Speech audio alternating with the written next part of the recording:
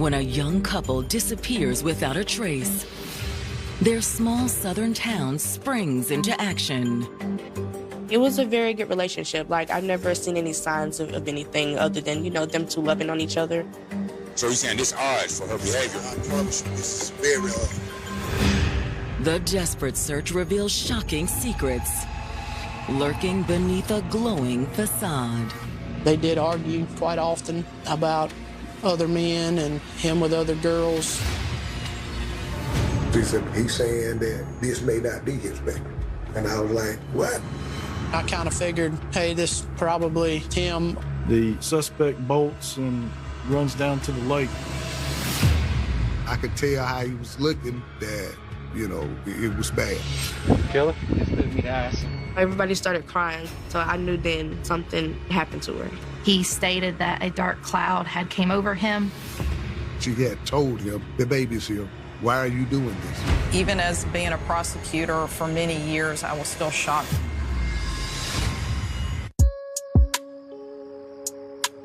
March 22nd, 2022. It's just before 9 p.m. in rural Forsyth, Georgia. Forsyth is a small town about an hour south of Atlanta. It's a very warm and hospitable place, very family-oriented.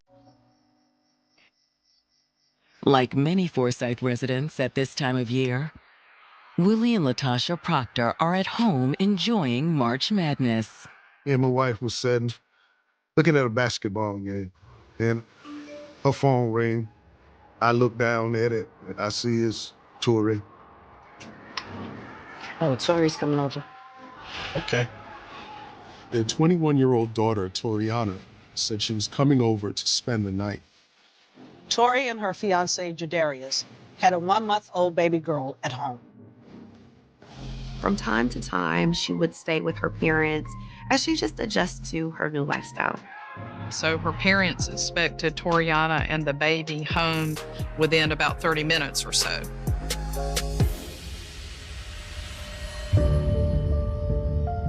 But when an hour passes with no sign of Toriana, her parents assume she changed her mind. That's when Latasha gets a call. My phone rang. It was like 10, and I went to answer the phone. Hey, Tori, you still coming? Phone went dead. And then it just hung up. I was thinking her cell phone died or whatnot, so I tried to call her back, and it just kept ringing. Still going to voicemail. I'll try texting her. I texted her a couple of times, didn't get no answer back.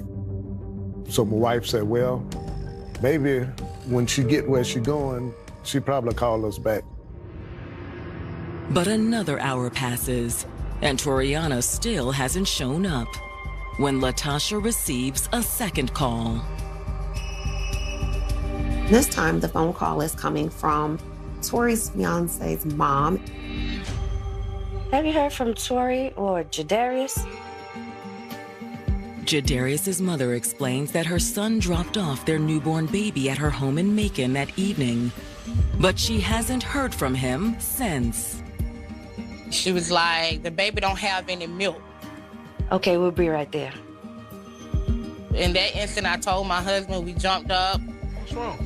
I just had a bad feeling there, because I know Tori always prepared. The middle child of 3 siblings, 21-year-old Toriana Proctor loved having family close by. She was a daddy girl. Everywhere I went, she wanted to be with me. Even out when me and my son practicing football, she wanted to be right there. Vivacious, outgoing, and smart, Toriana was known for her quick wit. Just being around her, she's gonna crack a joke. She's gonna keep you laughing regardless of what's going on.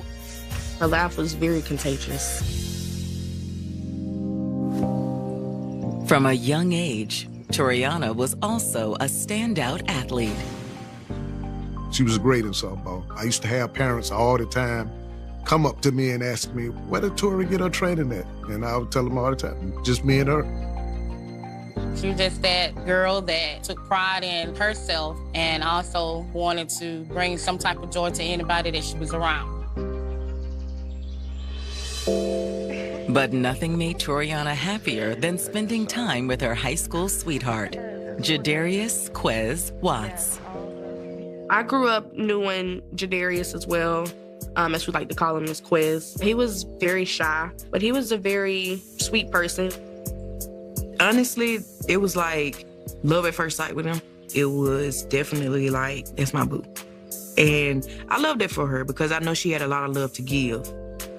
She loved herself some Jadarius. On the phone all time of night and first thing in the morning on the phone with him, you know, just that puppy love, very much so puppy love. In the summer of 2021, Toriana and Jadarius found out they were pregnant with their baby girl. He said, Dad, I got something to tell you.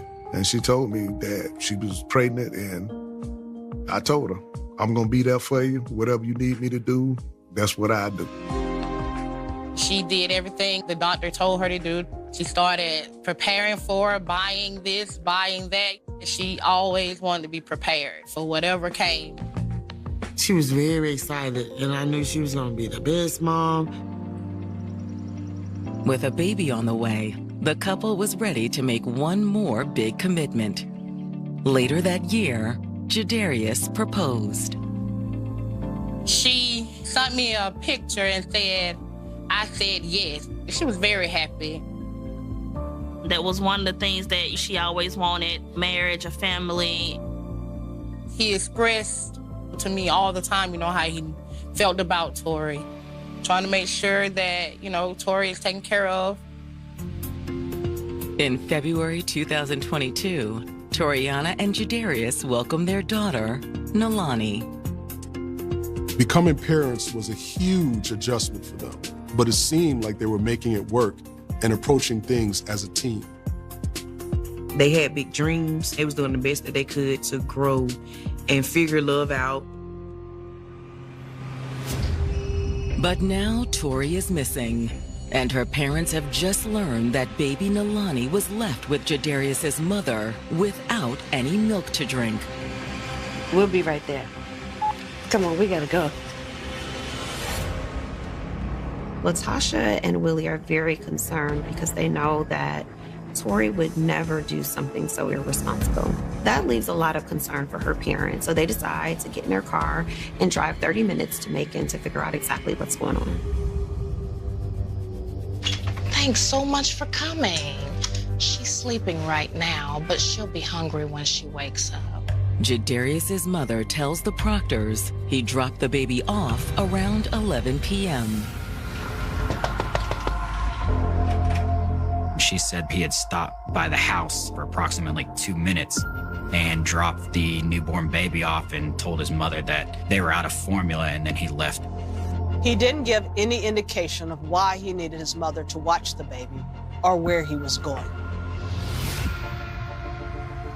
I'm talking with Jadarius' mom, and she's like, I don't know what's going on. Jadarius, he's not answering my phone call. Tori's parents offer to take the baby back with them to Monroe County and get her some formula on the way. Back in Forsyth, they do a drive-by by the couple's apartment. The couple's car, a black sedan, is nowhere to be found. We call 911 to do a wellness check and just see if they can try to get into the apartment. Just before 2 a.m., Forsyth police officers meet the Proctors at the apartment complex. We've been trying to get in touch with her. She had called us earlier and told us that she was on her way home. So she don't live here. Back and forth. Tori's parents explained that the pressure of becoming new parents had been a lot for her and Jadarius. Becoming a mom and actually birthing a child, it shifted her mindset. Like, it's not just me and what I can settle and deal with. I want the best for my child. I didn't try to pry too much. I'm like, you're more than welcome. My house is always open to any of my children. The parents tell the police that there is no sign of the car. They also inform them that neither of them have been answering their phones. It's just not like her. Yeah. Can police locate the missing couple before it's too late? So then it really just kicked in. Hey, we gotta find her. Something really wrong. Wait, they found them? 21-year-old Toriana Proctor had just started a family with her high school sweetheart turned fiancé, Jadarius Watts, in rural Forsyth, Georgia. She definitely wanted a kid. She wanted a few of them. She definitely wanted to be married, and I was so happy. Like, she was happy. But now, both Toriana and Jadarius are missing. And even though it's only been a few hours, her family has connected with Forsyth police, telling them something seems dreadfully wrong. It's just not like her. Yeah. Sharing their concerns, officers trek up to the second-floor apartment and knock on the door. 841. God. See if you have a 21 for this apartment. Stand by. They knocked on the door and said, nobody answering. So you're saying this odd for her behavior? I promise you, this is very odd. Me and my wife kept telling her, no, this is not like Tori. If we calling her, she calling us right back. However, Forsyth police tell Tori's parents there's nothing more they can do for now. They told us by the fact that Tori was an adult, that adult can be missing. They was like, she old enough to be gone if she want to. They tell the parents that they have to wait a full 24 hours before they can do a true missing persons investigation. And it started drizzling, raining, and we have a 1-month-old baby in the car. Like, we got to get her home, get her out this weather. Tori's parents return home, determined to continue the search on their own. I really felt defeated. Like, what can I do? Who can I call?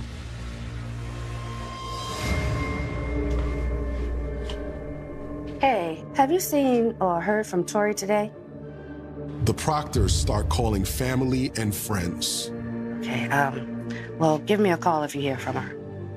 Her mother had like a little bit of panic in her voice saying, Tori was supposed to come home last night. She didn't come home. Have you heard from her? Is she over here with you? I'm like, So that's when I just called out the work, called my supervisor, said, hey, my friend is missing. I'm just gonna go and try to help see what's going on. I could hear my sister on the phone saying she can't find Tori. I got just like a little tightness in my chest and said a little prayer. It started getting daybreak. I told my wife then, I said, well, maybe we need to call the sheriff department. At the Monroe County Sheriff's Office, we don't have a timeline. If you feel that a family member is in need of help, then we're going to help right away. At 8 a.m., Latasha calls the sheriff's office and explains that her daughter has been missing for nearly 12 hours. Monroe County officers immediately respond to the Proctor's home to take a statement.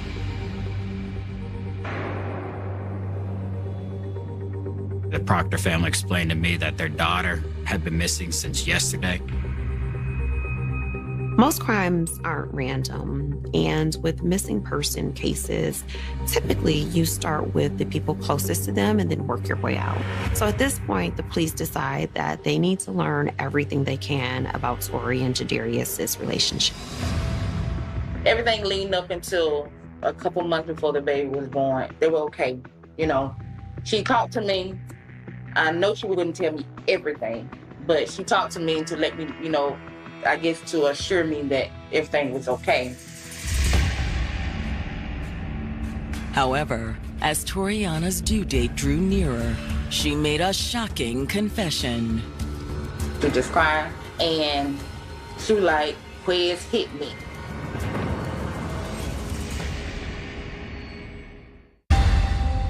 After telling her parents she was on the way to their home, Toriana Proctor and her fiancé, Jadarius Watts, have been missing for nearly 12 hours. In my mind, I was just more so of like, Lord, I know we gonna find her. She gonna be all right.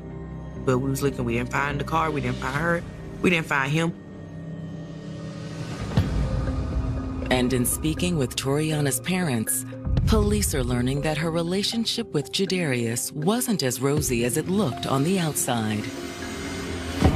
She was at the end of her pregnancy. She was just crying. I'm like, Tori, what's going on? You okay? And she was like, Quez hit me.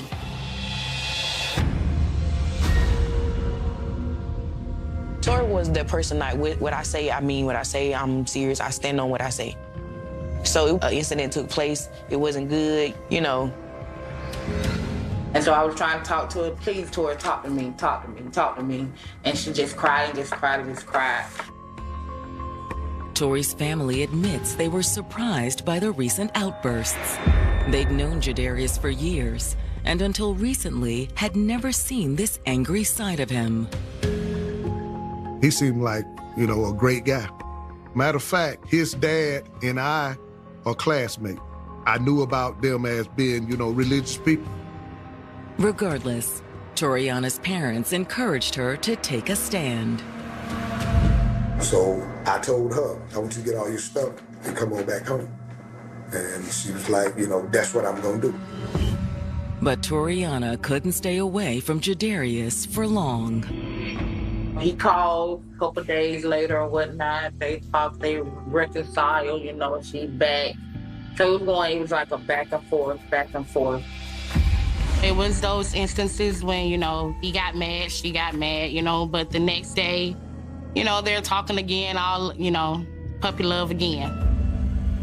After baby Nalani was born, the roller coaster relationship continued.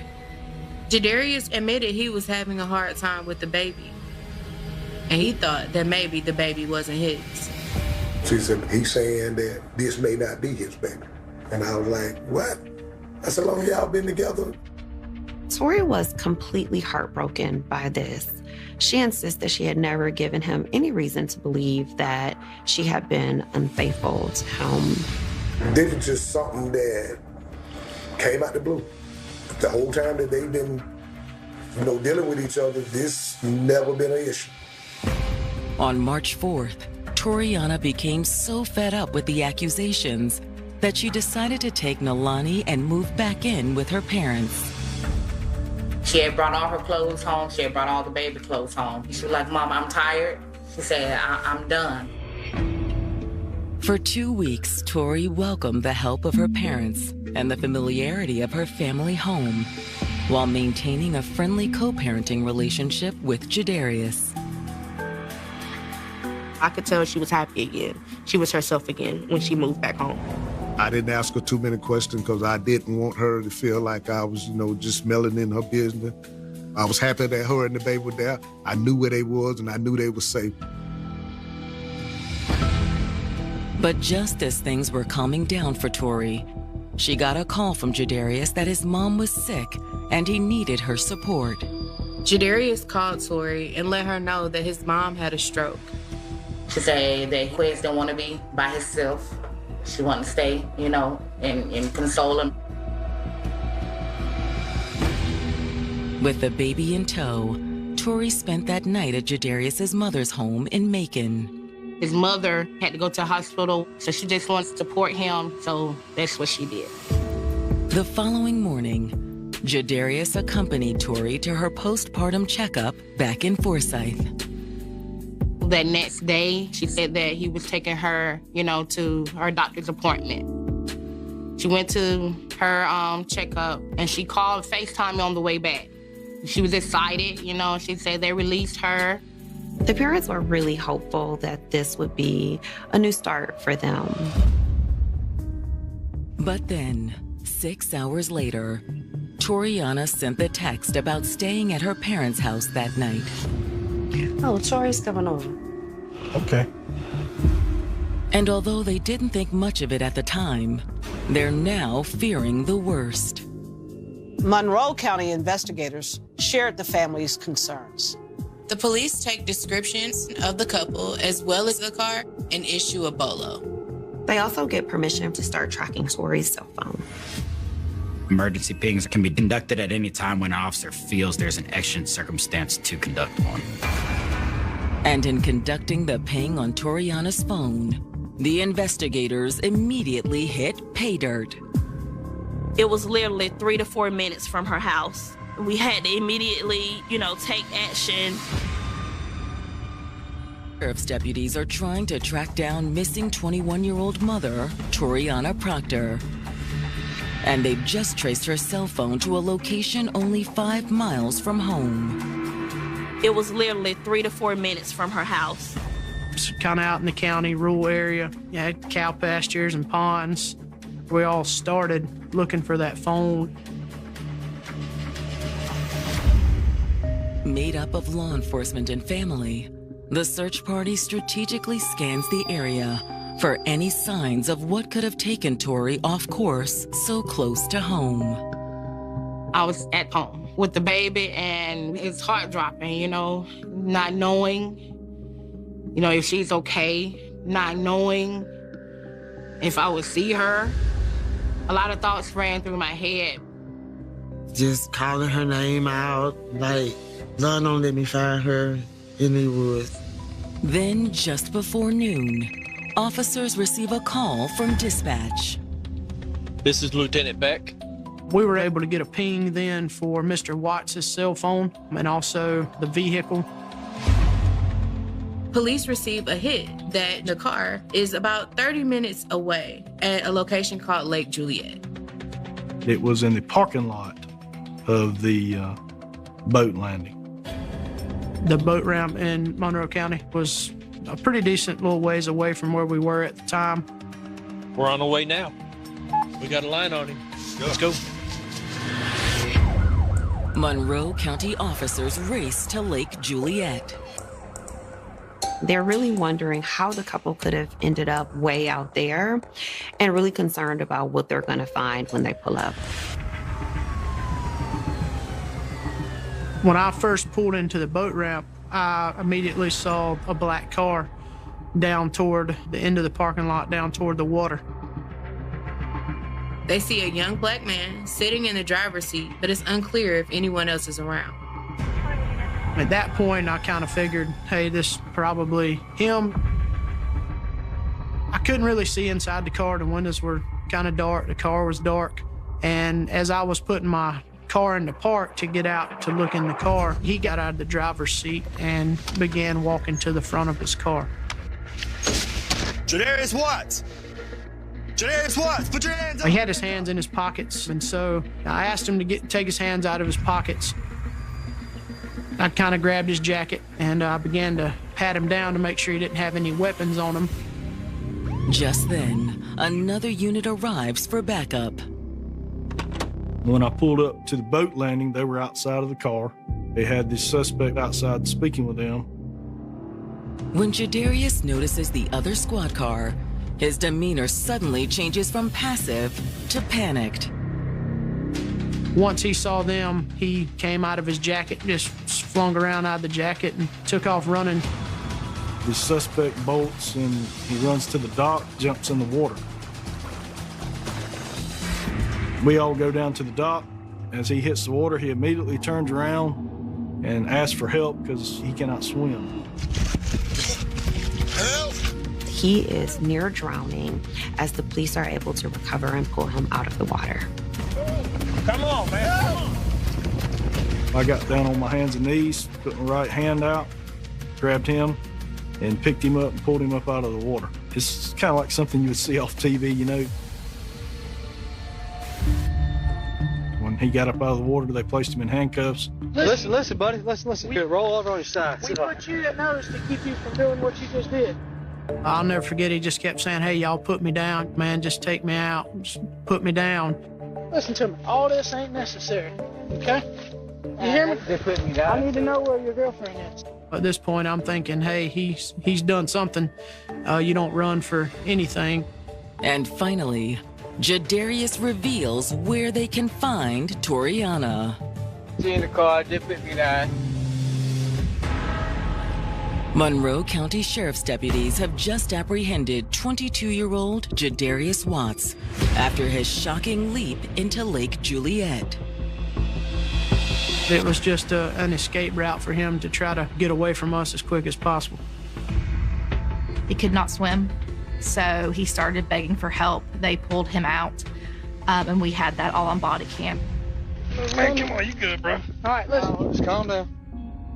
Police immediately asked Jadarius about his missing fiancée, Toriana Proctor. I need to know where your girlfriend is. I said, where's Tori? Where's your girlfriend? Where's your girlfriend? And eventually he said she's in the back seat of the car. She in the car, just put me down. What's wrong with her? Kill her? Just put me down, sir. Did you kill her? Just put me down. Sir, listen, buddy, we're trying to talk to you. Come on, bro. All right, come on, let's go. At that point, I ran to the vehicle. I located Miss Proctor there under a large comforter. She was laying down across the back seat. You could tell that she was deceased at the time. All right, put him in your car. Get in this crime scene tape. We kind of had all hands on deck at this point. So we taped the scene off there so they could get pictures and aerial views of that scene. Jadarius Watts was taken into custody. I'm just going to tell you something. You do got the right to remain silent. Anything you say could be used against you in court. I said, hey, I need to read you your rights and talk to you a little bit because you are in handcuffs. And at this point, you are under arrest. Meanwhile, Toriana's loved ones are still at the initial search site. I guess the hardest part was that the family was actually able to hear my radio traffic. Anthony, we found him. For a family desperately wanting answers, the commotion on the police radio is impossible to ignore. Wait, they found them? They had found the black car, which, you know, at that moment we got excited, you know, where they at, you know, is they okay? And then at that next moment, we heard him say, Jadarius just jumped in the water. Wait, what's going on? I kind of got silent because I'm like, why would he jump in the water? As if, you know, he was hiding something. They were asking for constant updates, what's happening, what's going on. So at that point, the scene became a little more hectic. I'm not thinking she deceased. I'm just thinking she's in the car with him. Something, you know, maybe she's in the car hurt. I actually called Lieutenant Thompson on the phone and I was like, hey, I need an update on her status because I knew if it was one of my family members, I would want to know as soon as possible. I got to tell the family something. I looked at him and I could tell how he was looking that, you know, it was bad. Once she had been located deceased in the back of the car, I portrayed that news. I'm so sorry they found Tori deceased.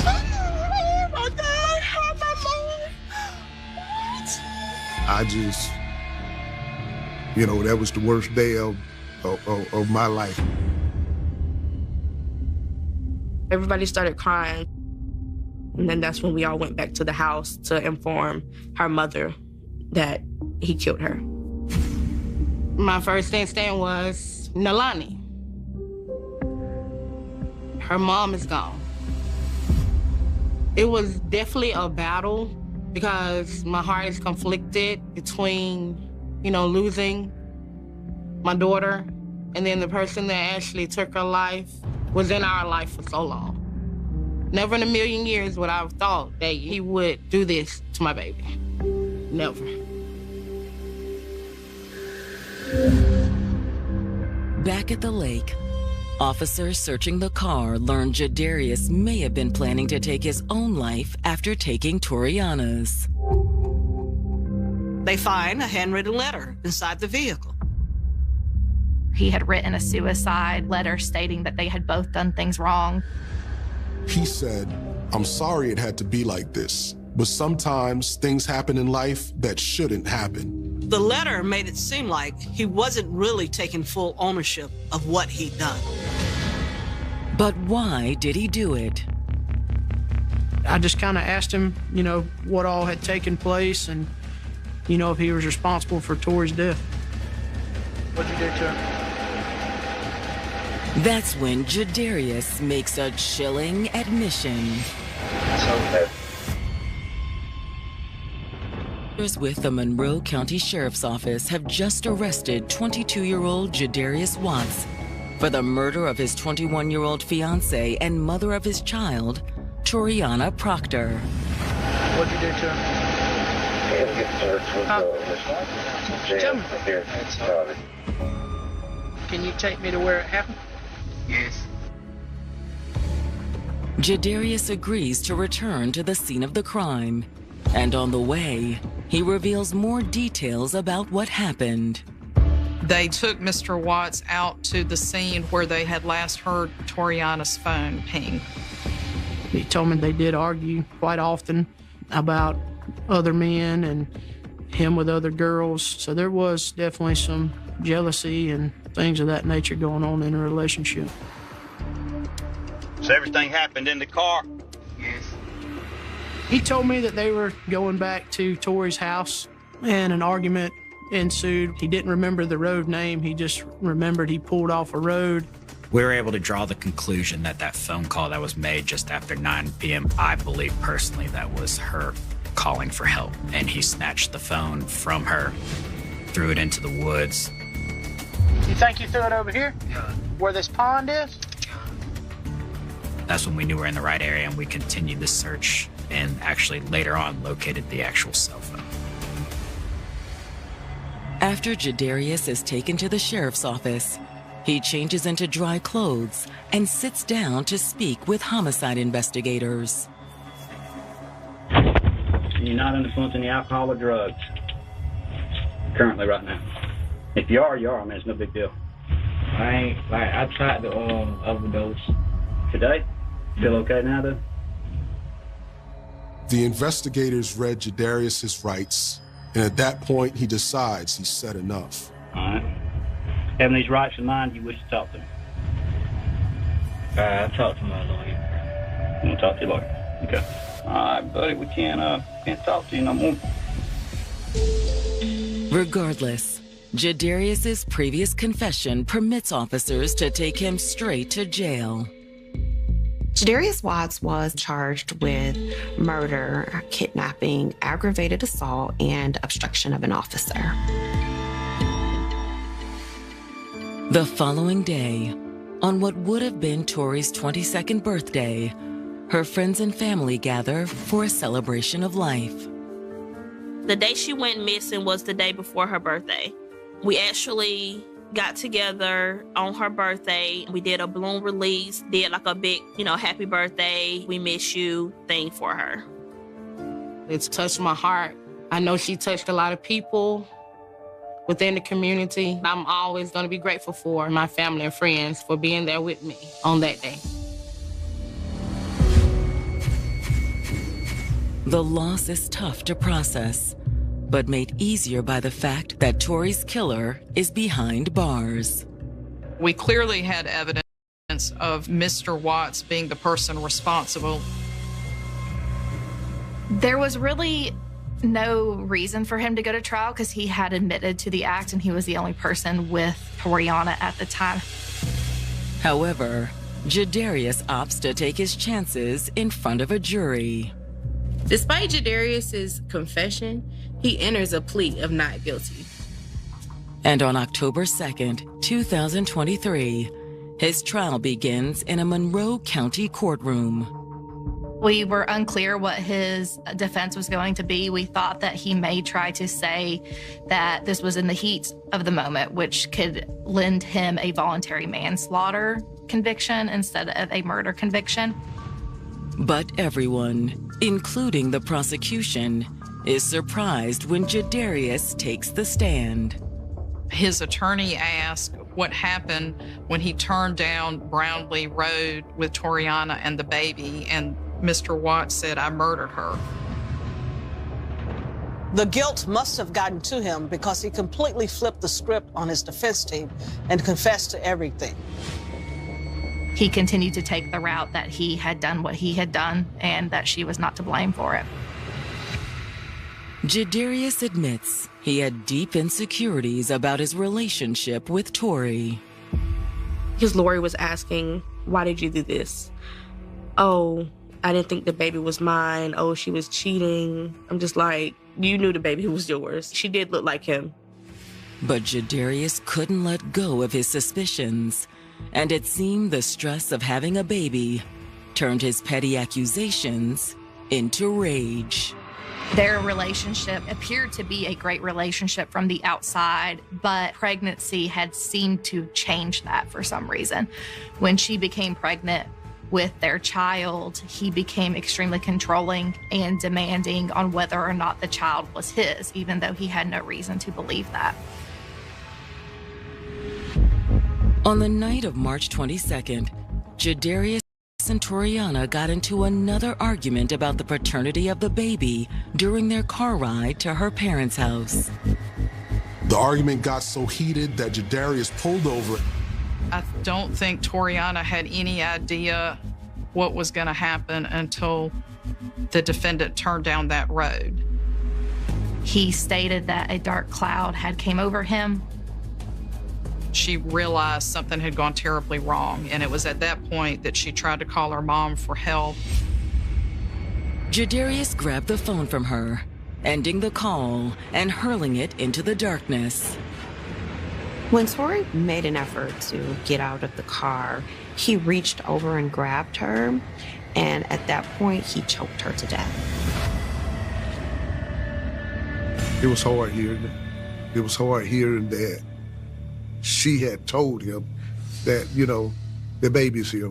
Why are you doing this? And it hurt me to hear that, knowing that that was my daughter's last word.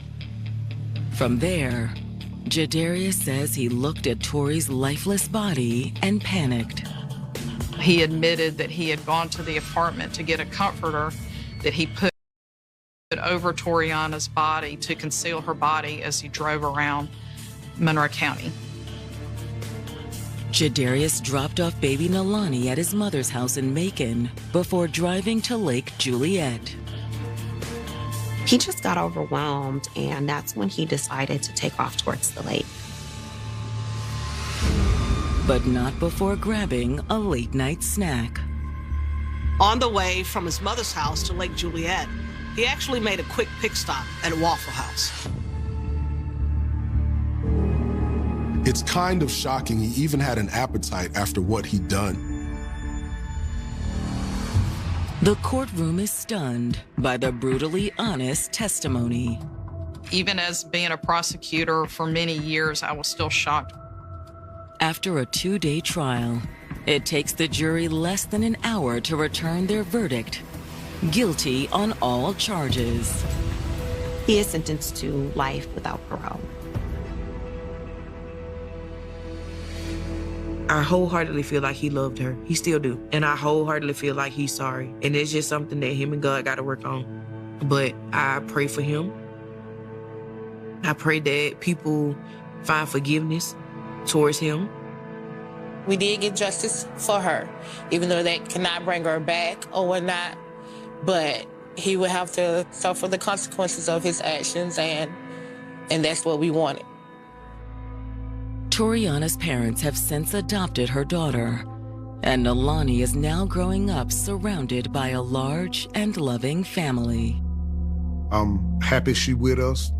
I wouldn't want her to be no other place, but I'm also sad that my daughter don't get a chance to see the stuff that we see.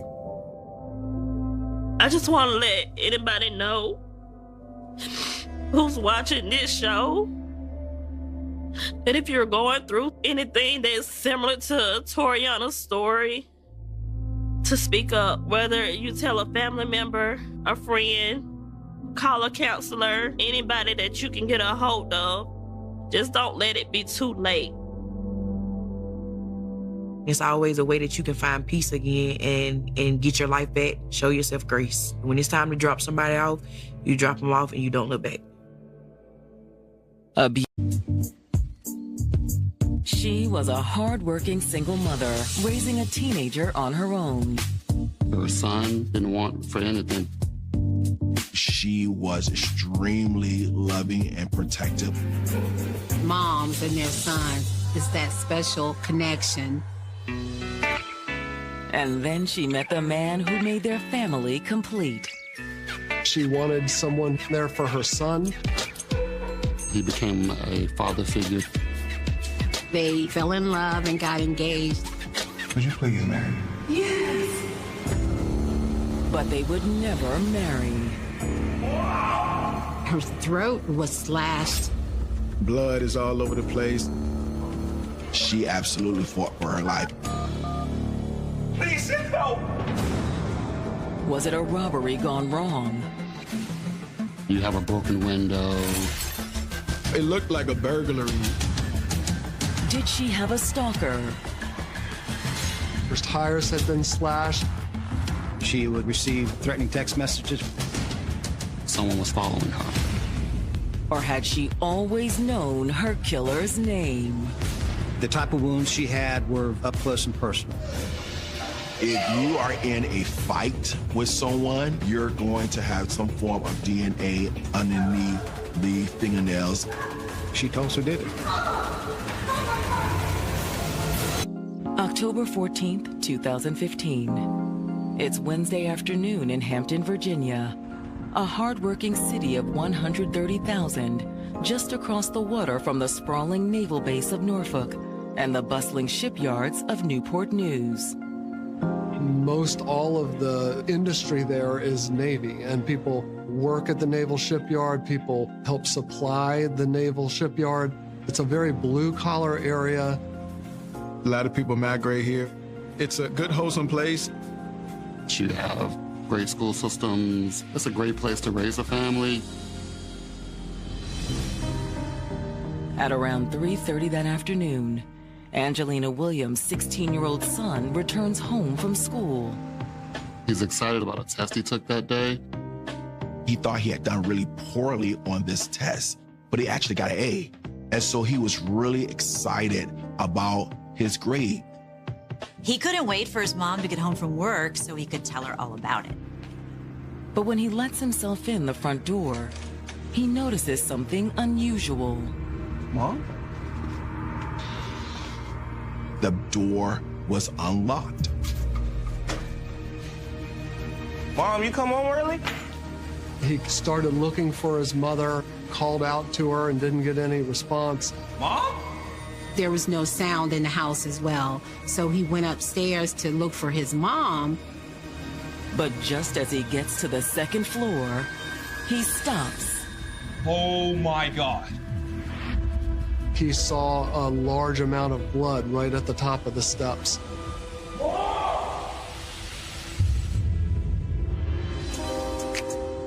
Nothing was more important to 46-year-old Angelina Williams than her son. So how are things going with you and Christina? She was a single mother. She had raised her son on her own. She was extremely loving and protective of her son. Their relationship was very close. And you know how that go with moms and their sons. It's that special connection. To support her son, Angelina worked long hours at a local warehouse store. She worked there for over 15 years. She loved that job. The job loved her. She was known by many of the customers that frequented the place. And her coworkers had become her extended family. They build up this close-knit bond just based on a sense of pride, a sense of camaraderie.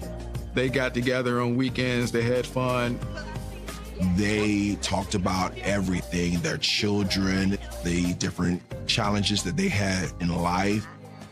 She did have a village, a collection of people that you can go to. Thanks to that support and the steady income her job provided, Angelina was able to raise her son in a stable and secure environment. She was able to save up enough money when her son was in maybe the 7th grade or so. They got a townhouse. He didn't want for anything, but Angelina worked very hard to provide that life for him. But there was still one thing missing. She's been a single parent for a while, and it's just been her and her son. Until, in 2013, Angelina met Willie Smith. It was a big step in the right direction because she was checking so many different boxes of her life. She had job stability, her son was doing good in school. So everything just started to line up. They ended up moving in together. Would you please marry me? Of course. They were together for about a year before they were engaged to be married. He became a father figure to her son. Oh, Willie, You like it? it's beautiful. The type of mother that she was, she wanted someone there for her son. More importantly, Angelina finally had someone of her own. This is someone that she wanted to spend the rest of her life with. Now she has this opportunity to feel special. Everything aligned, everything was looking promising. But now, Angelina's son has come home to find the front door of the family's Hampton townhouse unlocked. Mom, you come home early? And blood at the top of the stairs. Oh my God. Just imagine riding the bus home from school, being in school all day, getting a good grade, having a good time, to coming home, and now your whole world is shaking up. And it's about to get far, far worse. He made his way to his mom's bedroom, and there he found her. Mom! Mom! Her son found his mother in a pool of blood. After years of raising her son alone, Angelina Williams had finally found a partner to make her family complete. They were starting to build a life together. They were engaged to be married. Would you please marry me? But now, Angelina's son has returned from school to find his mother lying in a pool of blood. Mom! Mom! He was very distraught. However, he is able to call 911. The police eventually arrived. But there's nothing they can do for Angelina. She had been stabbed multiple times, and her throat was slashed. Angelina was dead on the scene. She's deceased.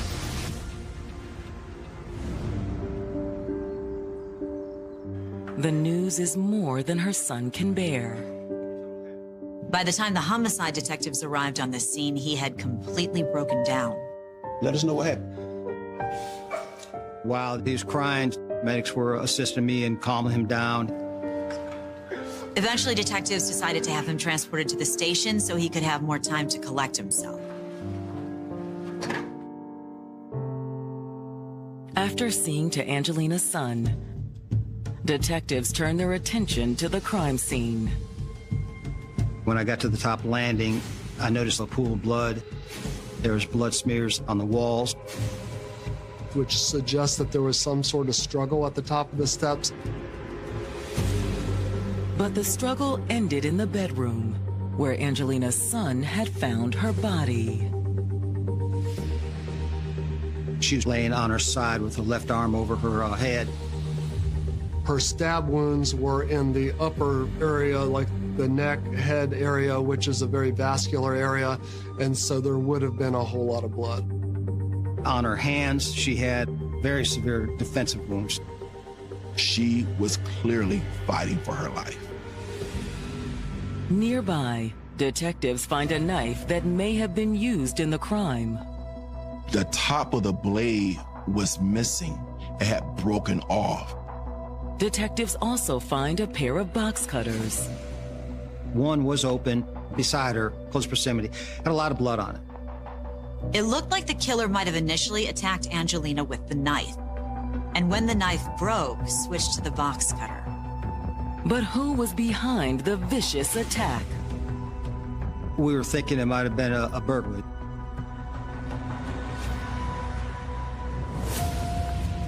When detectives make their way downstairs, there are clear signs of forced entry. A broken window next to the front door. So it appeared to me at that point that whoever entered this residence came through that window. It seemed that the intruder broke in, thought the house was empty, and he headed upstairs. But there was someone home. Angelina must have heard the glass break and started down the stairs to investigate, and then met the intruder at the stairs. That's when the attack began. He chased her into the bedroom, where he ended up stabbing her.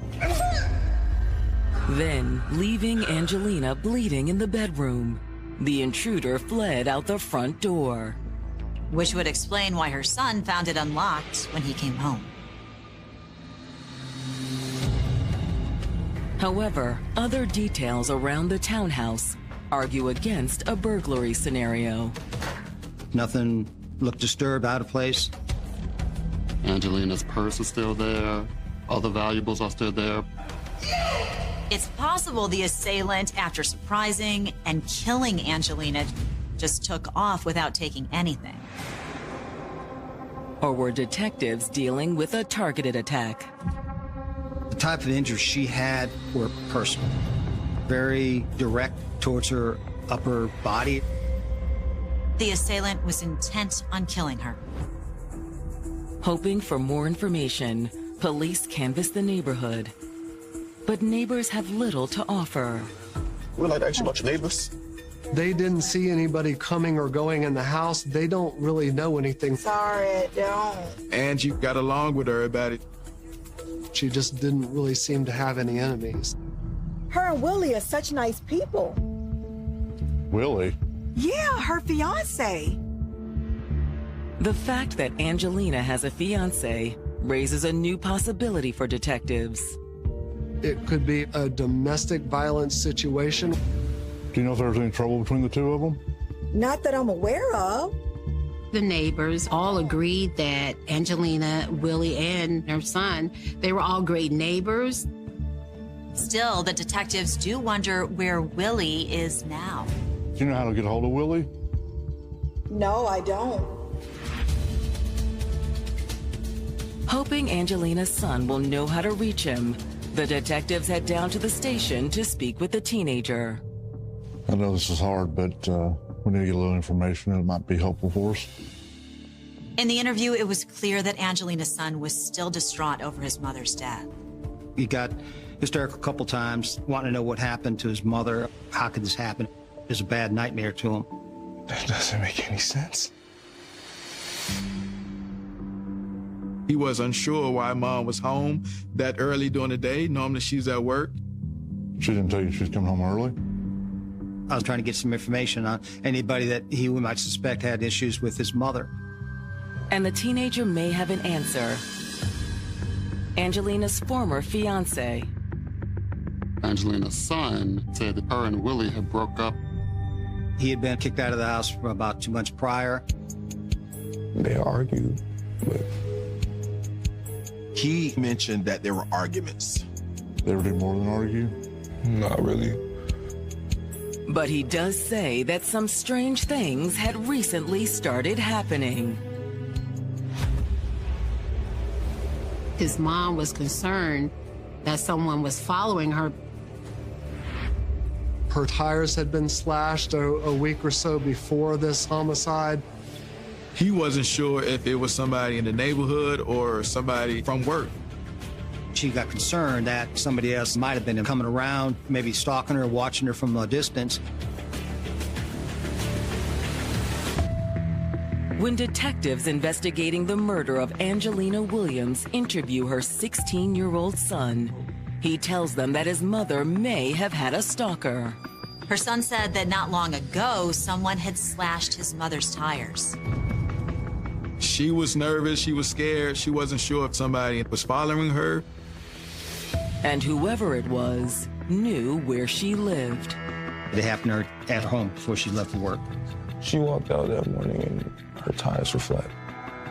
She had no knowledge of who might have done it. As far as her son knew, she did not report it to police. However, the possibility that someone was stalking Angelina could explain how the murder occurred.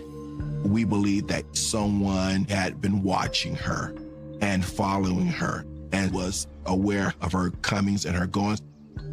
So the stalker would have known she was home alone and vulnerable. But that still didn't explain why Angelina left work early that afternoon. She normally got off of work at 4. Mom, you come home early? Her son had no idea why she had come home before him. You didn't know she was coming home early? Normally she's at work until after he gets home from school. So the detectives then went to Angie's job to try to figure out why she was home early. At the warehouse store, Angelina's manager is stunned by the news that she's dead. She's been killed? She'd been an employee there for a number of years. The manager also reveals why Angelina had gone home early that day. Angelina had clocked out at 11 a.m. because she just wasn't feeling good. But was she being followed? When the detectives check the store's security footage, the results are inconclusive. They did see her get in the car and proceed out the parking lot. Angelina wasn't approached by anyone and she just pulled off. But several cars did leave the parking lot around the same time she did. With Angelina's job being such a busy place, it was very hard for them to determine if someone had followed her. However, Angelina's manager is certain that whoever killed her wasn't someone from work. Her manager said that everybody there loved her, and she had this bubbly, overflowing personality. Several employees were a very long time good friends of hers. They all cared about each other. They all loved each other. So they loved her as if that was their family member. But could Angelina's manager reveal who was behind the attack? You know, I was afraid this would happen. And why's that? We did find out from her co-workers that during conversations with Angelina, she was concerned about Willie. Especially after he slashed her tires. Willie did that. Well, she wasn't sure, but we think so. Instinctively, she thought immediately it was Willie. And so she shared that information with her colleagues. According to her manager, Angelina's relationship with Willie had quickly turned contentious. When he moved into her home, I think she began to see a little more of who he really was. He would be out all night. And so he was someone who would spend the night all night out of the house. And of course, wet women would want that. And so that would absolutely cause conflict and friction. Where have you been? Oh, none of your business. When confronted about the excessive drinking and confronted about the all-night partying or whatever he was doing, he became abusive. Just got here. I don't want to hear all that. You know what? You do the dumbest stuff. After this, she kicked him out of the residence. And running your mouth all the time. But he didn't stay gone. When she kicked him out the house, the first time, he tried to romance her back and said that he would change. And so her being in love with him, she did. After 2 weeks, she gave him another chance and she allowed him to come back into the home. According to her manager, Angelina soon regretted her decision. He did not change. He was still that same mean-spirited person. And so she asked him to leave yet again, and he did. It wasn't long after that someone slashed her tires. Willie had also sent Angelina a series of angry texts. What did they say? I'm sorry, I don't know. She did not go into details about the text messages, but she shared with them that he had texted her. But according to what Angelina did tell her, whatever was in the text could not have been good. She also shared with them that if anything happened to me, make sure you let the authorities know that Willie did it. Okay. Thank you for your time, ma'am. Hoping to find out what Willie had said to scare Angelina so much, detectives returned to the station and subpoena her phone records. The text messages are a very important piece of evidence here because these are statements specifically from the suspect. Then, while waiting to hear back from Angelina's cell phone provider, detectives pull Willie's rap sheet. What they discovered was alarming to them. He had a violent past towards females. He had served time in prison for shooting a woman.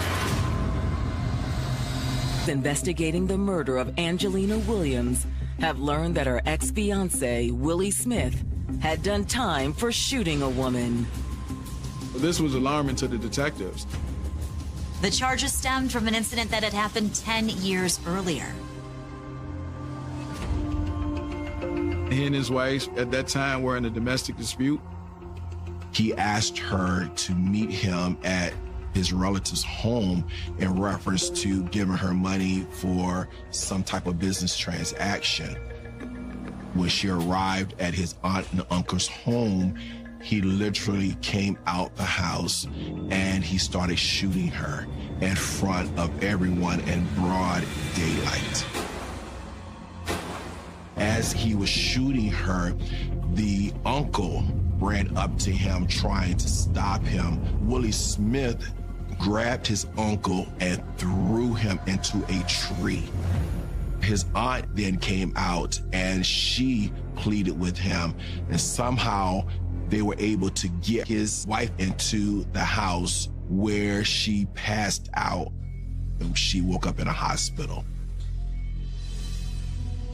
By then, Willie was in jail. But his wife refused to cooperate with the prosecution. Even though he was an extremely violent husband, she was of the mindset that she did not want her children to grow up without a father. Prosecutors in a case like this are often hamstrung by the victim's willingness to testify. Without his wife's cooperation, prosecutors were forced to cut a deal with Willie. The only thing they could do to salvage the case was to plead the case down. He pled guilty to malicious wounding. Malicious wounding is a general intent crime. So I only have to show that that person assaulted someone, and as a result of that assault, that person suffered some type of wound. He was sentenced to 6 years. He was released in 2013. Shortly after, he met Angie and began to start a life with her. Willie's violent record convinces detectives they're on the right track. But it's not enough to charge him with murder. It's a very circumstantial case because we didn't have any videos to show him walking in the door, walking out of the door. No eyewitnesses to tell us, hey, I saw him do this. However, the record search did give them the grounds to bring him in. Come to find out that he had an outstanding failure to appear warrant from York County. Detectives also hope that forensics will give them more evidence to tie Willie to the murder. When we did the autopsy, they clipped her nails, and when they clipped her nails, they sent it to the lab. They hope to find Willie's DNA under her fingernails. If you are in a fight with someone, and even if you have small fingernails, but you scratch that person and you are able to somehow get skin, you're going to have some form of DNA underneath those nails. The autopsy also reveals the vicious nature of the crime. The autopsy confirmed that she had at least 19 stab wounds. She had a lot of defensive wounds on her body from the attack. When they did the initial x-rays of her body, they located a broken off knife blade in her upper chest area. She was stabbed with such force that the handle of the knife came off and was lodged in her. The medical examiner was able to remove it and was able to match it with the knife that was found at the scene. This was a crime of passion. It was very, very brutal. Now all the detectives have to do is bring the man they believe responsible to justice. While waiting for the DNA results from the autopsy, the detectives focus on finding Willie. With the help of cell phone technology, detectives are hot on Willie's trail. We did what they call a GPS coordinate with the phone company, and we were able to get indications that the phone was active. Detectives head to the coordinates the phone company provides and locate Willie's vehicle. It was parked behind a church, and this church was approximately a block away from where his mother actually lived. When they approach, they find a man asleep in the driver's seat. We woke him up and took him into custody. He did have an outstanding warrant, so they were able to arrest him based on that warrant. But when detectives get Willie into the interrogation room, he refuses to talk. He said, "I'm not saying anything until my lawyer's standing in front of me." You still about anything? Even though he had invoked his right to remain silent, Willie had plenty to tell detectives. There was a cut on his forearm. He clearly had been in a fight. When detectives investigating Angelina Williams' murder finally sit down with her former fiancé, Willie Smith, they're all but certain they found her killer. The detectives noticed that he had a cut on his arm. Don't worry about that. I got that from you guys arresting me. He said it had happened when we were putting handcuffs on me. What was interesting with that was the handcuffs go down by the hand and the wrist. These marks were further up between the wrist and the elbow, so they looked like they were actually nail scratches. We know that there was some type of physical altercation. How we know that is because she had defensive wounds on her body. We'll get you a lawyer if you don't want to talk to us, but we're going to get DNA first. Hoping to confirm that Angelina made the scratches on Willie's arm, the detectives obtain a sample of his DNA to compare with the samples the medical examiner took from under her fingernails. Because they were fresh scratch wounds on the forearms of Willie Smith, we know that there was probably tissue and probably blood that was underneath the fingernails of Angelina. And so as a result of that, DNA will absolutely be present.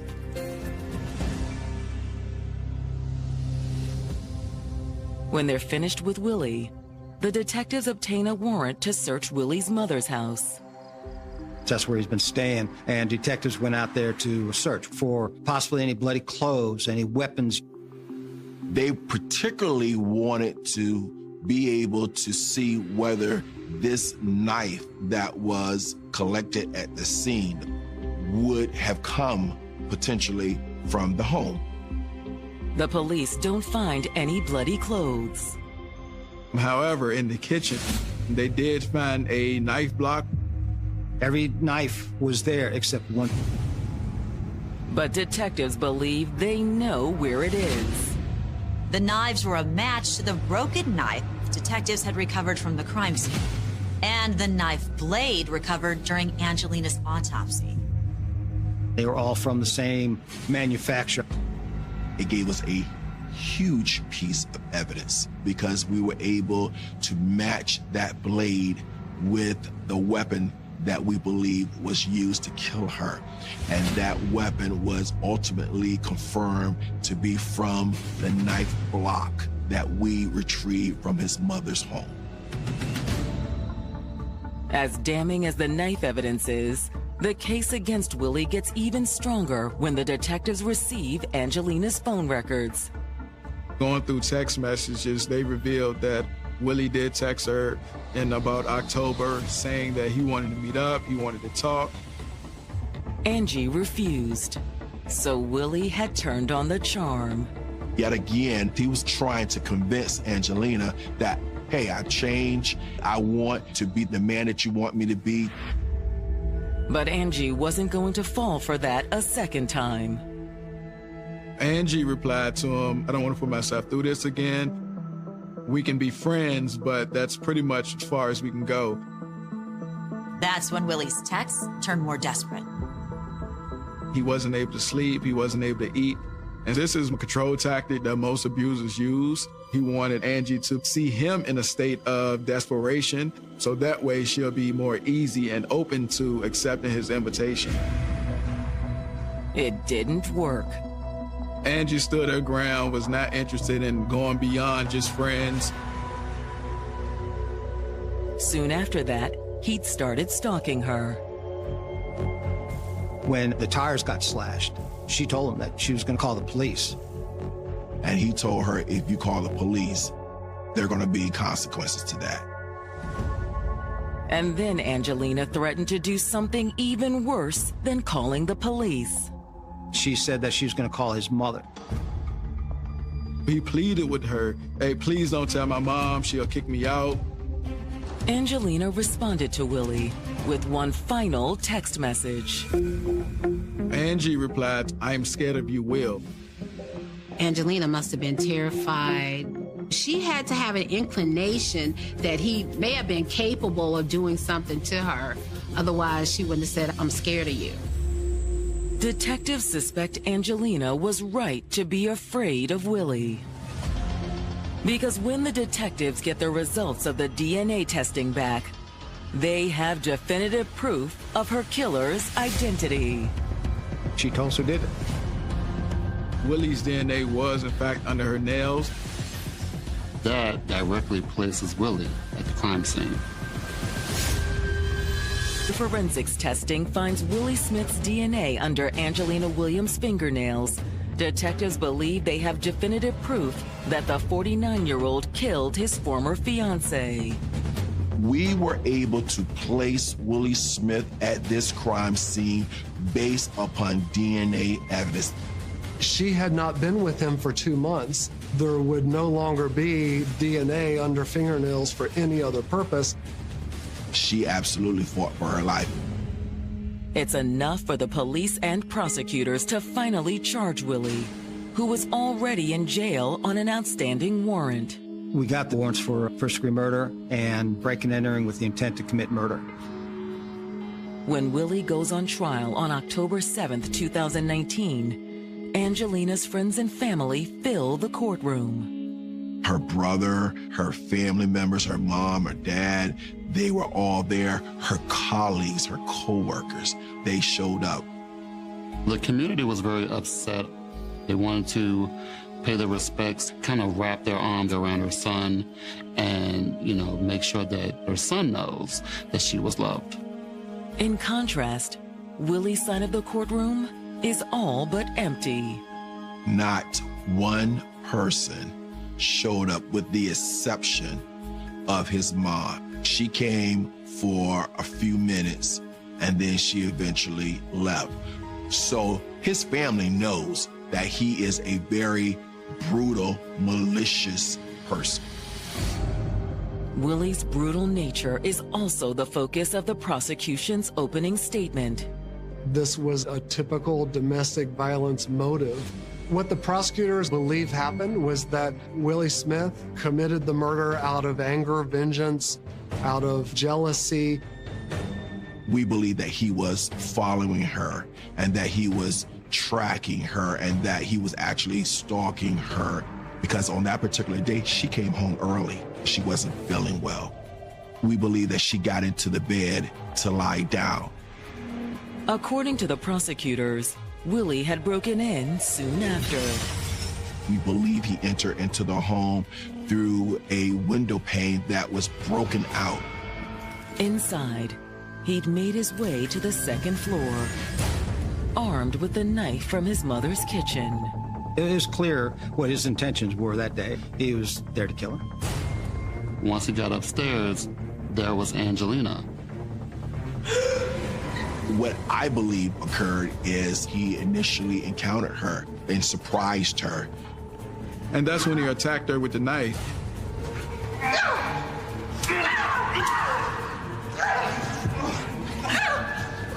Angelina tried to flee away from Willie. He chased her into the bedroom. Once inside, the vicious attack continued.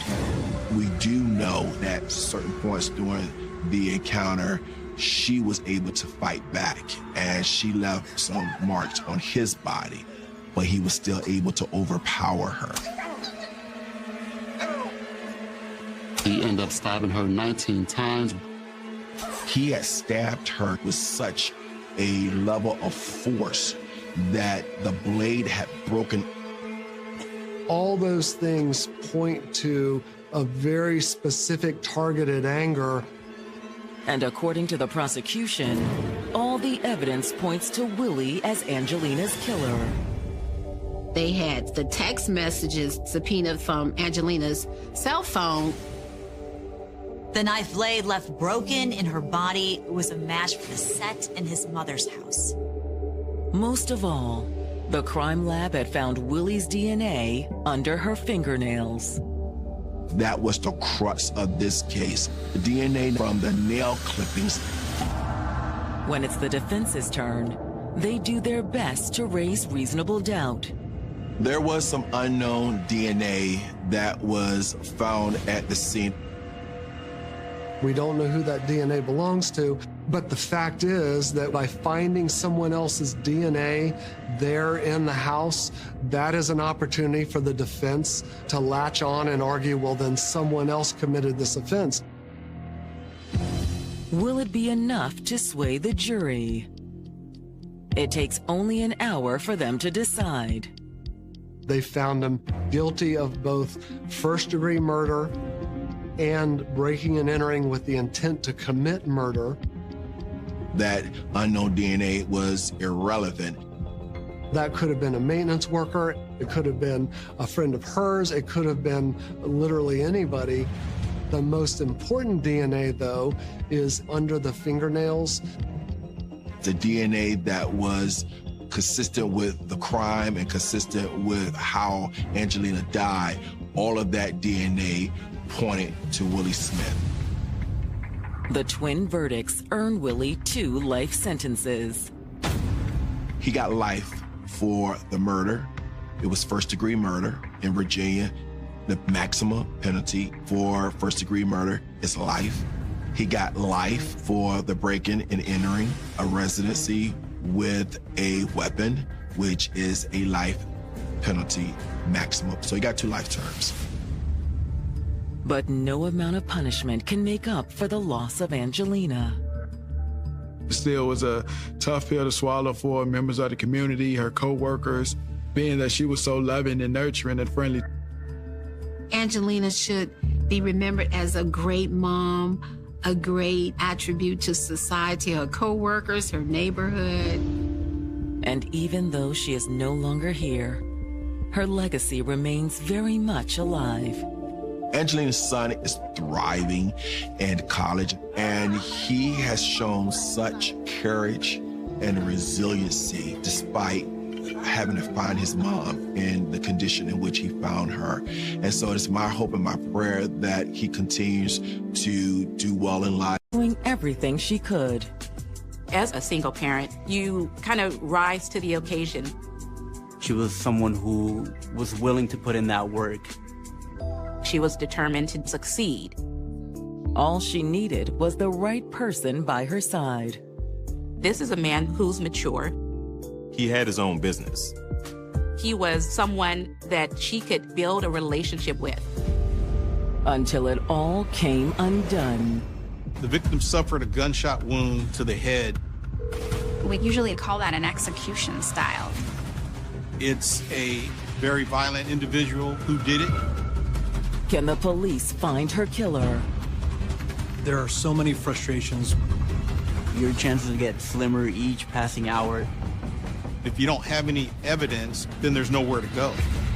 Or are they in for a long, cold wait? You never know where that next piece of evidence can come from. Lives change when guilt kicks in. All those years, you could have picked up the phone. July 15th, 2006. It's early Saturday morning in Long Beach, California, an oceanfront city of almost 500,000. Long Beach is the best of both worlds because it's got that city vibe, but then it's got some really nice beach areas and restaurants and some great tourist spots. It also has some spots that aren't on any tourist's itinerary. You've got a lot of industrial area around there, but it's got this character of blue-collar, working class. You have this underbelly, you have all these socio-economic issues. There is a, we'll say, seedy side with gangs and drugs and violence. And as the sun comes up that morning, it shines a harsh light on Long Beach's unsavory side. Are you okay? The person that was jogging outside had noticed a woman's body on the ground. But when he moves closer, the man realizes the woman isn't okay. Oh, God. The victim suffered a gunshot wound to the head. The man who found her called 911. And when first responders arrived on the scene, they confirmed that she was dead. But it's not until homicide detectives arrive on the scene that police are able to determine the dead woman's name. She didn't have her ID on her. We checked the missing persons cases. And they find one in the vicinity that has just been reported. The missing persons report matches the physical description of their victim. The missing woman is 20-year-old Tyquisha Myers. Tyquisha Myers had grown up in Las Vegas, surrounded by a loving family. She was very trusting. She seemed like she was always looking out for the best in people. However, her life wasn't without challenges. Tyquisha got pregnant at 14. The child's father wasn't in the picture, but still, Tyquisha wanted to have the baby. Being 14 and having a newborn baby and being a single parent, all of those were the odds kind of stacked up against her.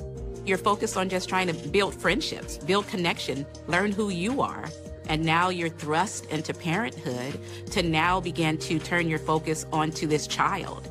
And not really knowing how to parent because she was just a child herself. That was a very challenging time for her. But Tyquisha rose to the challenge by throwing herself fully into motherhood. She was determined to do better and not just succumb to what she was experiencing. Because as a single parent, you kind of rise to the occasion and try to learn and do all the things so that you can succeed. But there was still something missing.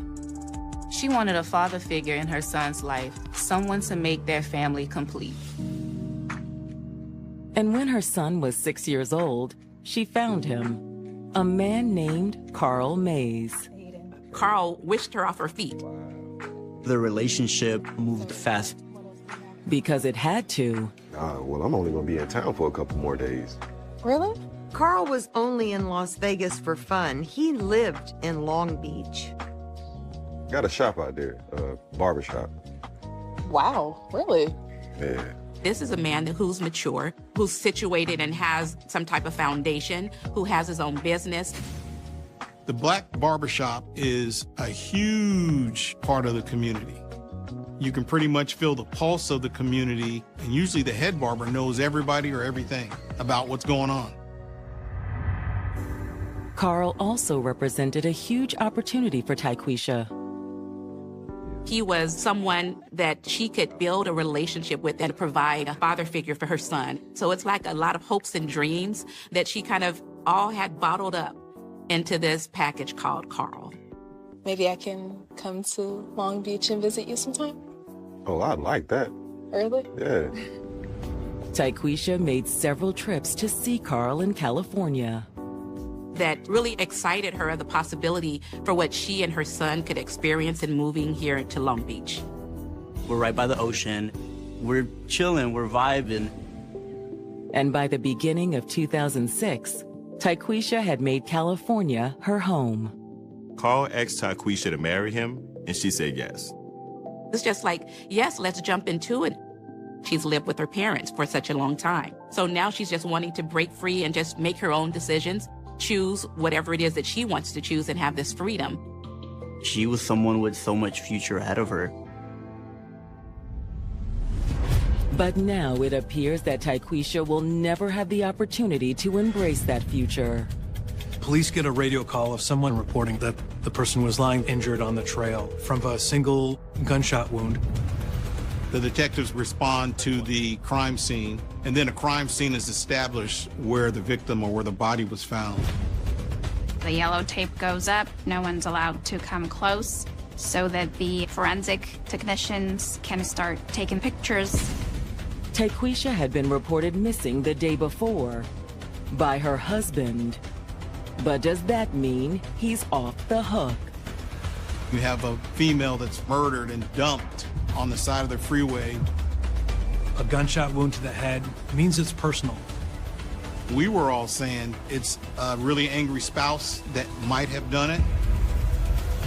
Las Vegas native Tyquisha Myers was ready to start a new chapter in her life. She's lived with her parents for such a long time. She's wanting to venture out and start her own family. She and her 6-year-old son were in the process of moving to Long Beach, California. But she wouldn't be in Long Beach alone. Just a few months earlier, she'd met and married 28-year-old Carl Mays. Carl ran his own barbershop in Long Beach. Seeing this as an opportunity to just have this love and acceptance and have the support of a male figure who is mature, who is established, who has a job, and who seems to be self-sufficient.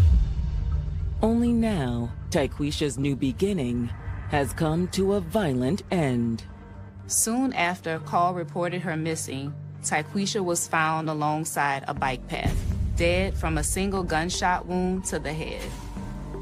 When you have a gunshot wound to the head, usually we call that an execution-style murder. Somebody was pissed off, or it's a very violent individual who did it. But who was it that pulled the trigger? Based on how this crime occurred, just the nature of it, you're gonna look for that maybe heat of passion suspect. Leaving CSI and the coroner's team to finish processing the scene and remove the body for autopsy, the detectives decide it's time they talk to Tyquisha's husband, Carl. The husband, the boyfriend, they're the first people you go to. Could it have been somebody else? Absolutely. But that's the first place you look. From the scene, the detectives drive straight to Carl's barbershop. Carl had provided his address to police when he filed the missing persons report. May I help you? Yes. We're looking for Carl Mays. Yes. Y'all find Tyquisha? I'm afraid so. Carl appears stunned by the news that Tyquisha is dead. I can't believe it. I mean, I was worried, but just never imagined something like this. Sir, when's the last time you saw your wife? Yesterday before she went out of town.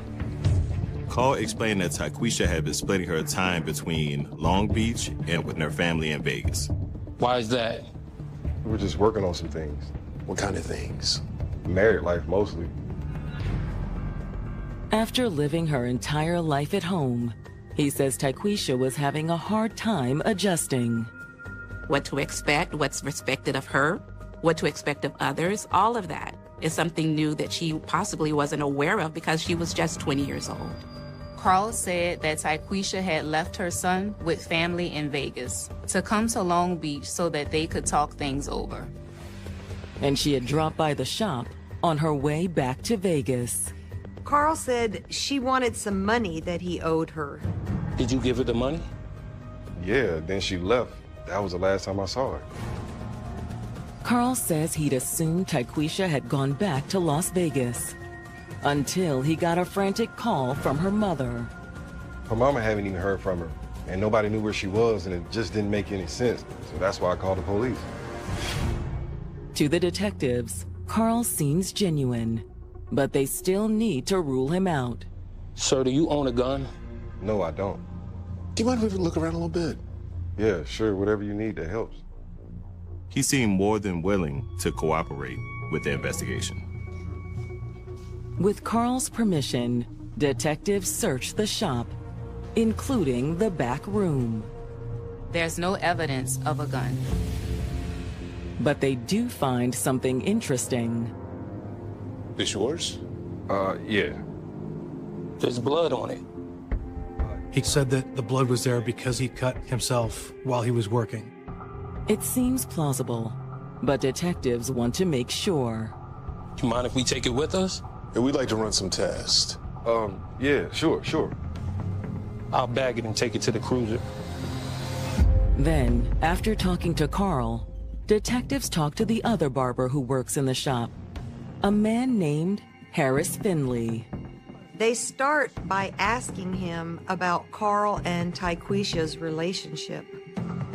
When I think of a barber in a community like Long Beach, I think about a place where people are gonna talk about their lives and talk about their stories. Maybe there's a lot of joking, but maybe there's a lot of complaining. Their instincts are right. Carl had told Harris a lot about his marriage. He said they hit a rough patch, but they're putting things back together. Did he say what the problem was? Mostly that they got married too fast. Harris also tells them he was at the barber shop when Tyquisha came by to see Carl. Do you know what it was about? I think she wanted some money. He said they went in the back and talked a while. And when they came out, Carl handed Tyquisha some cash. Tell me when you get to Vegas. Oh. He said she was only here for a few moments and she left, which backed up what Carl was sharing. As a general rule, that's good evidence to rule that person out as a suspect. The investigators were back at square one. Detectives investigating Tyquisha Myers' murder have all but ruled out her husband, Carl Mays. When they interviewed the barber that worked in the shop with Carl, he backed up what Carl was sharing. So he gave her the money and she left. Yeah. Which is exactly what Carl had told them in his statement. But the next morning, when detectives received the results of the autopsy, the findings indicate that the murder must have occurred soon after she left the shop. The medical examiner places Tyquisha's time of death on the afternoon of the 14th. To determine where she'd gone after she left the barber shop, the detectives subpoena Tyquisha's phone records. Phone evidence, and it's probably a lot better now, but in 2006, you could actually track someone by their phone. Then, while waiting for Tyquisha's cell provider to respond to the subpoena, detectives reach out to her family in Las Vegas. When they do, they learn that Tyquisha's mother is already in Long Beach. After informing Tyquisha's mother that her daughter is dead, they arrange for her to come into the station and give them a statement. First off, I want to say sorry for your loss. Thank you. Assume you drove in from Las Vegas as soon as you realized she was missing. No, I was already in town. Tyquisha's mom said she and Tyquisha had been in the area for a few days prior to her disappearance. She came back to attend a friend's funeral, but she still had issues with Carl that she had to settle. What sort of issues? Well, I think he owed her money. Her statement echoes Carl's. However, Tyquisha's mom does add some new information about the day her daughter disappeared. Tyquisha's mom dropped her off at the barbershop. And she left with you? No. She said she didn't know how long she would be. She stated that Tyquisha was planning to see another friend in Long Beach after she left Carl's. She said she would either get a ride with them or Carl would take her. That was the last time she heard from her daughter. Tyquisha's mother says she first realized something was wrong when Tyquisha wouldn't answer her phone. I can just imagine trying to call and do all the checking to see what happened to her and not able to find her. Tyquisha never answered. But the following morning, she'd gotten a hold of Carl. She's not answering the phone? No. Okay, I can call the police. To be honest, I was surprised that Carl offered. Why is that? Tyquisha and Carl were in this relationship where it didn't seem like it was going very well. They had some personal disputes. Carl mentioned their issues when detectives spoke with him. But according to Tyquisha's mother, he hadn't told them the whole story. The first time she came home after the wedding, I could tell there was trouble. Her family says that she would show up with a lot of bruises. They knew something was happening. The mother wanted to put a stop to the relationship immediately. But she says that Tyquisha denied the abuse, at least initially. She said she fell or something. She always had an excuse. It can be very hard for victims of domestic violence to come forth and be honest about what's happening to them. There can be a lot of embarrassment. Eventually, Tyquisha had finally opened up and admitted the truth. Tyquisha told her mother that Carl would sometimes lose his temper and get violent with her. And Tyquisha's family finally convinced her to break things off, at least temporarily. Tyquisha made the decision, from the support of her family and friends, to be able to put a pause on that relationship because she knew she deserved better. She took her son and moved back to Las Vegas. She made up her mind she was never going back to him. So why'd she come back to see him then? She just wanted the money he owed her. She said that was supposed to be Tyquisha's last contact with Carl. Had that final meetup cost Tyquisha her life? Or are the detectives missing something? All you kind of have is Tyquisha's mother's word versus Carl's word. He said she left. And the other barber corroborated his story. They're lying, both of them. And according to Tyquisha's mom, she has proof. She said that she was gonna give this to him, but she decided not to. She had left a letter behind. The note kind of details how hard life has been for her ever since she met Maze. One particular part details how it was a very controlling relationship. But that wasn't all she said. She actually indicated that she did not want to be around him and that she was happy to leave him. She felt like she needed to escape. The last thing that she wrote was that I was scared for my life. Investigating the murder of Tyquisha Myers have learned that she recently left her husband, Carl Mays, over emotional and physical abuse. It's all detailed in a letter that Tyquisha's mother provided to detectives. That note is a huge piece of evidence to paint a picture of their relationship. And the last line of the letter all but names Carl as her killer. Tyquisha closed the letter by stating, "I was scared for my life." As an investigator, it really focuses your efforts into closing in on this person. However, there's something standing between the detectives and an arrest. Carl's fellow barber, Harris Finley. Harris told detectives that he was in the barbershop when Tyquisha dropped by.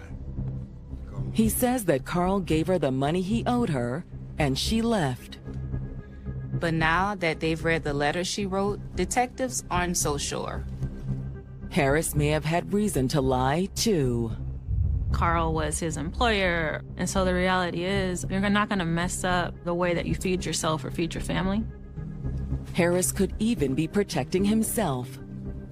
If Carl had killed Tyquisha, maybe Harris helped get rid of the body. There's suspicion of Carl mounting.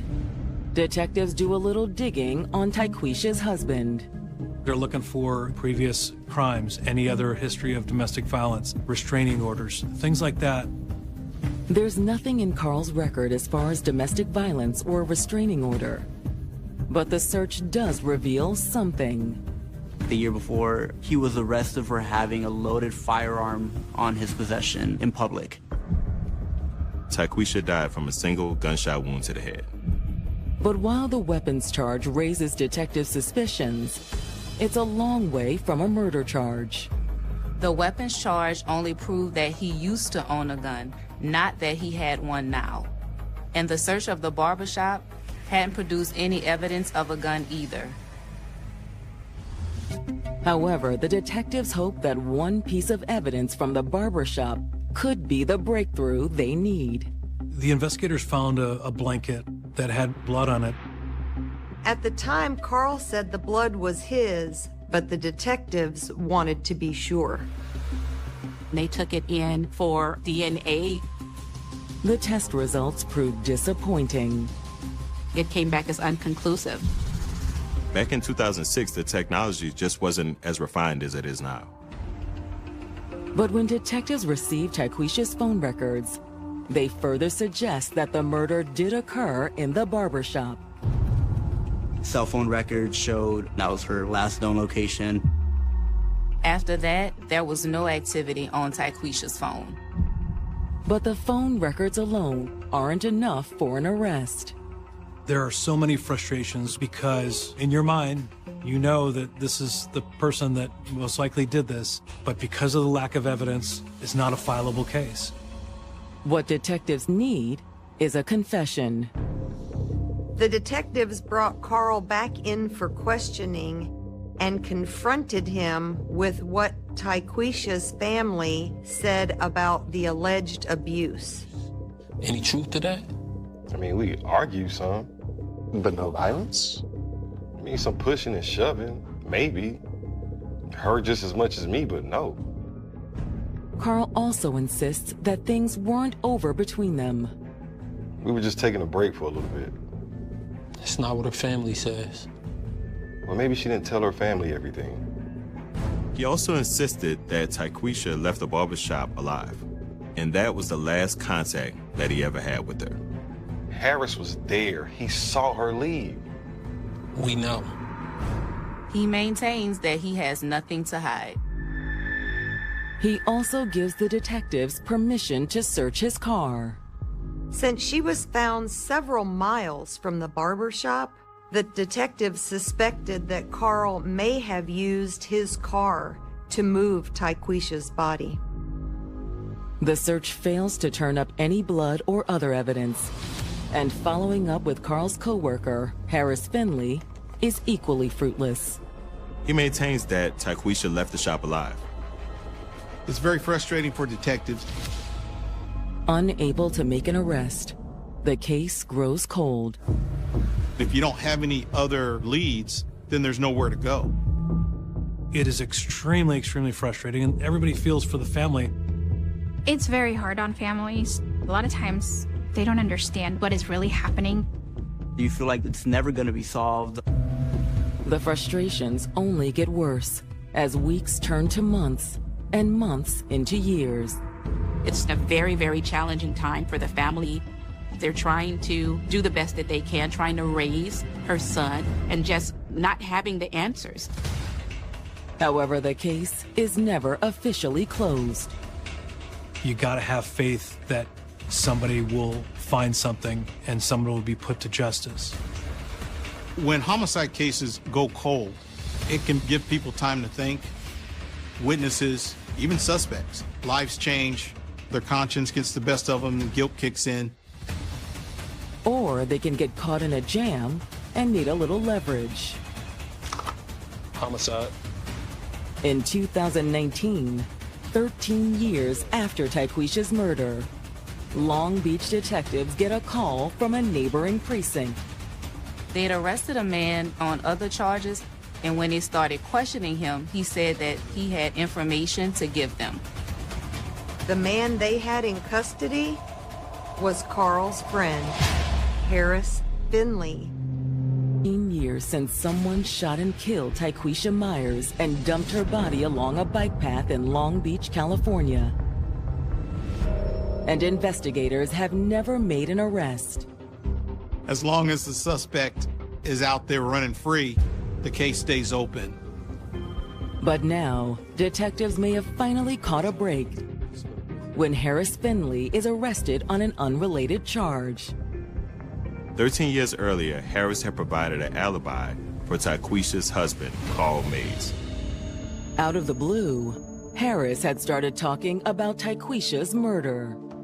Harris be like, hey, well, if I tell you this, would it potentially reduce my charges? When police hear what Harris has to say, they reach out to the Long Beach detectives, who are anxious to talk to Carl's old co-worker. When a witness comes forward after years of a case being cold, you take that statement. Harris is booked on other charges while detectives drive over to interview him. And this time, he has something very different to tell the detectives. He said that Tyquisha never left the barber shop. At least not alive. Carl killed her. Did you see him do it? No, but I know he did it. According to Harris, when Tyquisha stopped by the shop that day, she wasn't happy. Where's my money, Carl? I got it. Settle down, all right? When Tyquisha enters the barbershop, they kind of start arguing a little bit. He says Carl took Tyquisha into the back room of the barbershop to talk. Did you happen to hear what they said? Not really. However, he says there was no mistaking what he heard next. You're sure it was a gunshot? Yeah. Harris said that Carl came out of the back room a few minutes later. What happened, man? It was an accident. I didn't mean to do it. Carl said that he tried to put the gun to her head, kind of to scare her. He had no intention to take the shot, yet the gun went off. Should we call the police? No. Carl said if anybody comes around asking any questions, you didn't hear anything, you didn't see anything, nothing happened. Harris admits he'd done what Carl asked. Why is that? Because he had just killed someone. We're talking about a witness that was in fear for his life. But had that fear bought more than his silence? You help him move the body? Nah, man. I had nothing to do with any of that. Detectives aren't sure if they believe him, but Harris's statement gives them the piece that they've been missing. The witness statement matches the victim's injuries, matches how it could have happened. It matches the phone data. So everything is tied together. But after 13 years of silence, can detectives believe him? Oftentimes, suspects are just making things up, and clearly he has a motive to get out of whatever he was arrested for.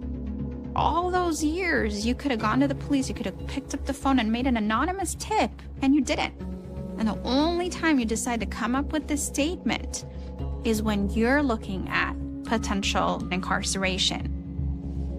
Whether Harris is telling the truth or not, what to do with his new story isn't the detective's call.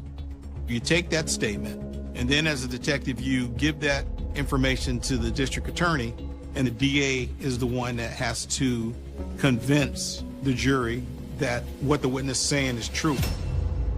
The prosecutors are open to cutting Harris a deal, but they're going to need something in return. When somebody comes forward with this type of information, they're going to have to go the full length on ensuring that that information is used in the court case, which more than likely will be testifying. Will his testimony alone be enough to ensure a conviction? The defense attorney is going to try to discredit your witness. If the reason he didn't speak 13 years before is because he was afraid for his life, then what changed? A vulnerability to cross-examination isn't the only weakness in Harris's story either. That type of information is not the smoking gun in this case. It could help, but it's witness testimony, which tends to be low on the totem pole in terms of evidence. Luckily, detectives have one more piece of the puzzle. Back in 2006, the detectives had recovered a blood-stained blanket from the barbershop. At the time, DNA testing had been unable to determine if the blood was Tyquisha's. The capabilities of DNA testing have progressed quite a bit over the years.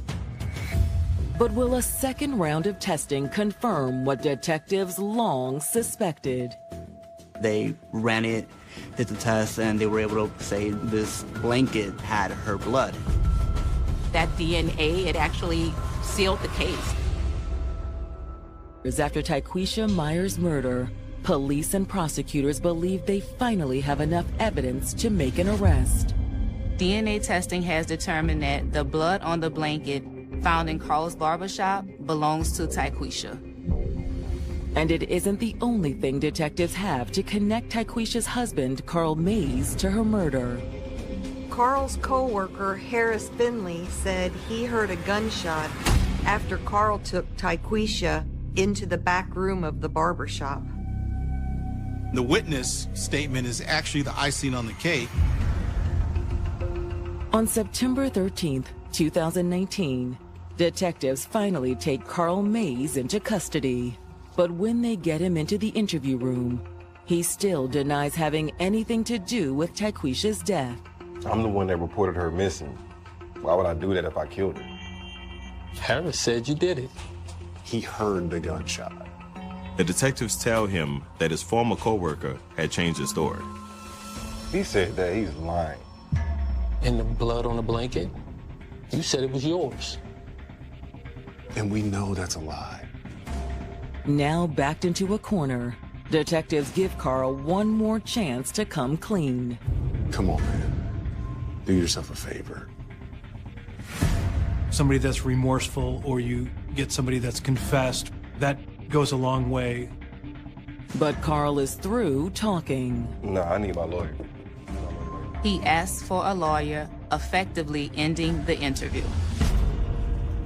Even without a confession, detectives are able to book Carl on murder charges, and Tyquisha's family rejoices at the news. It was a lot of crying and releasing of all of the emotion that has been building for those 13 years. However, for the patrons of Carl's barbershop, the arrest comes as a shock. When you're going to the barber shop and have a friendly face that you see all the time, you never picture that that person can take a life. And so it must be a scary thing for the community. And when the case goes to trial, they're still wondering, is Carl a cold-blooded killer? Once that person steps foot in the courtroom, all eyes are on them. While Carl looks on from the defense table, the prosecutors lay out the case against him.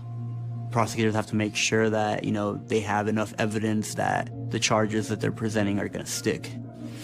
They have the family's allegations of abuse, Tyquisha's phone records that last place her at the barbershop, and they have her blood on the blanket from Carl's storeroom. They also have a star witness. Harris Finley takes the stand and testifies that when Tyquisha came by the shop that day, Carl took her into the back room. He recalls hearing a loud pop in the background and then Carl coming out. But Tyquisha never came out. Carl shot and killed her in that back room. Harris doesn't know exactly why he did it, only that Carl and Tyquisha had been arguing over money. However, the prosecution believes that money was only part of it. I need my money, Carl. If you wanted something from me, you should have stayed. He could have been holding in some kind of anger or rage. Until it suddenly and violently came boiling out.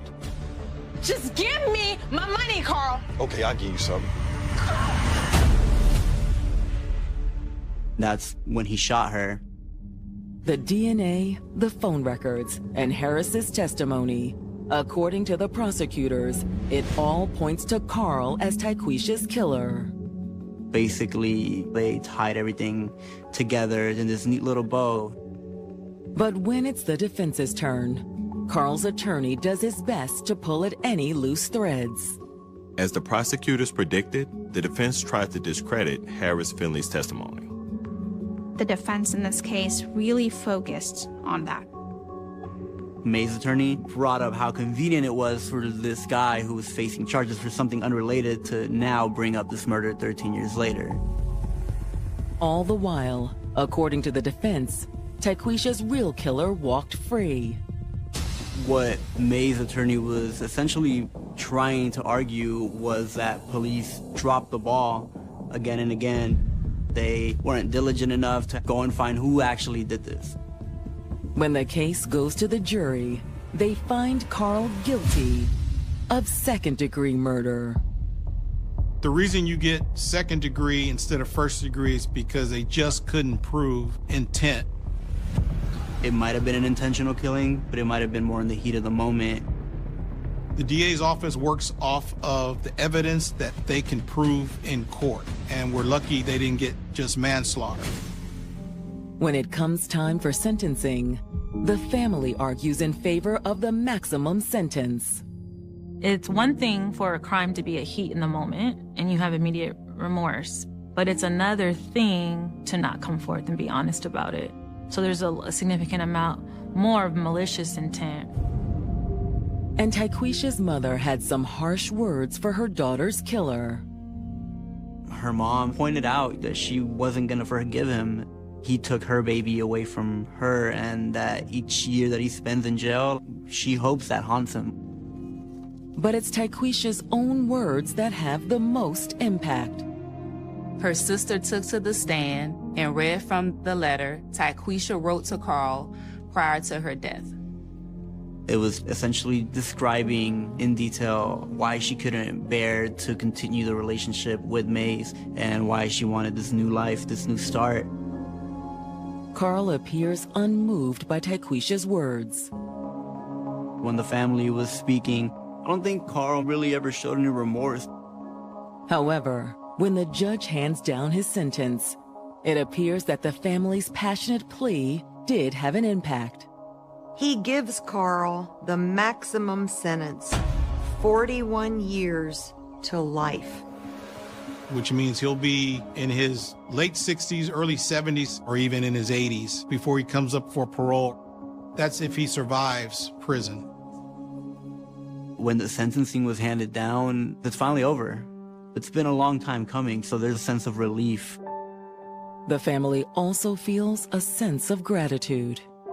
It's sad for the families to have to wait, but as long as that case is solved, then hopefully it gives the family some closure. But even if Tyquisha finally has justice, her family still grieves her loss. Her family and her friends have to live knowing that their loved one, their daughter, their sister, their friend, their mom, didn't get to be there with them, sharing the most precious moments of their lives.